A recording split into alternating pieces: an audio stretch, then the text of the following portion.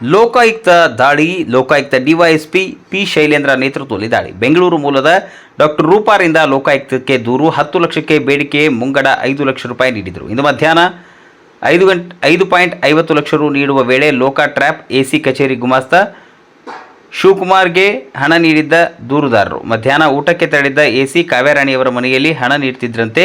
ಮನೆಯ ಮೇಲೆ ದಿಢೀರ್ ದಾಳಿ ನಡೆಸಿದ ಲೋಕಾಯುಕ್ತ ಡಿವೈಎಸ್ಪಿ ಶೈಲೇಂದ್ರ ನೇತೃತ್ವದ ತಂಡ. 3 ಜೀಪ್ಗಳಲ್ಲಿ ಬಂದಿದ್ದ ಲೋಕಾಯುಕ್ತ ಪೊಲೀಸರು ಎಚ್ಡಿ ಕೋಟೆ ತಾಲೂಕಿನಲ್ಲಿ 4.5 ಎಕರೆ ಜಮೀನಿದೆ. ನ್ಯಾಯಾಲಯದ ಆದೇಶ ಮಾಡಿದ್ದರೂ ಕಂದಾಯ ಮೇಲ್ಮನವಿ ಇತ್ಯರ್ಥಪಡಿಸಲು ಲಂಚಕ್ಕೆ ಬೇಡಿಕೆ ಇಟ್ಟಿದ್ದರು. ಇಡೀ ಎಸಿ ಕಚೇರಿ ಜಾಲಾಡುತ್ತಿರುವ ಲೋಕಾ ಪೊಲೀಸರು ಕಾರ್ಯಾಚರಣೆ ನಡೆದಿದೆ. ಉಪವಿಭಾಗಾಧಿಕಾರಿ ನ್ಯಾಯಾಲಯದಲ್ಲಿ 1 ವರ್ಷದ ಹಿಂದೆ ಎಚ್ಡಿ ಕೋಟೆ ತಾಲೂಕಿನ ಸರ್ವೆ ನಂಬರ್ 17/26 4 ಎಕರೆ 20 ಗುಂಟೆ ಜಮೀನು ಸಂಬಂಧಿಸಿದ ಪ್ರಕರಣ ವಿಚಾರ ನಡೆಯುತ್ತಿತ್ತು. ಇದಕ್ಕೆ ಸಂಬಂಧಿಸಿದಂತೆ ಬೆಂಗಳೂರಿನ ನಿವಾಸಿ ಡಾಕ್ಟರ್ ರೂಪಾ ಅವರ ಬಳಿ ಉಪವಿಭಾಗಾಧಿಕಾರಿ 10.50 ಲಕ್ಷಕ್ಕೆ ಬೇಡಿಕೆ ಇಟ್ಟಿದ್ದರು. ಈ ಪೈಕಿ ಮೊದಲ ಕಂತಾಗಿ 5 ಲಕ್ಷ ರೂಪಾಯಿ ತೆಗೆದುಕೊಂಡಿದ್ದರು.